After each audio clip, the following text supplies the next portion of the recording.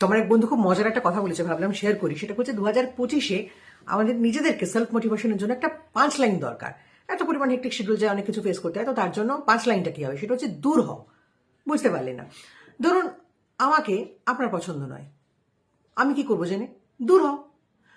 আমার ওপিনিয়ন আপনার পছন্দ হচ্ছে না, সো দূর হও। কে জানতে চেয়েছে? আবার এমন কোথায় লিখিত চুক্তি রয়েছে যে আমারও আপনাকে পছন্দ হতে হবে বা আপনার আমায় পছন্দ হতে হবে? না তো। যেখানে যেখানে পছন্দ হবে না, যাকে যাকে পছন্দ হবে না, সেখানে সেখানে থেকে বেরিয়ে চলে যান, কোনো প্রবলেম নেই। মানে আপনার আমাকে পছন্দ হচ্ছে না মানে আমি কি করতে পারি? মানে আমার ভালো কাজ যদি কারোর অপছন্দ হয়ে থাকে, তো সেটাই বা জানি আমি কি করব? আমি তো ভালোর জন্য কাজ করছি, বা আমার কাজ তো আমি শুরু করেছি, কারোর পারমিশন তো নিইনি, নেবও না।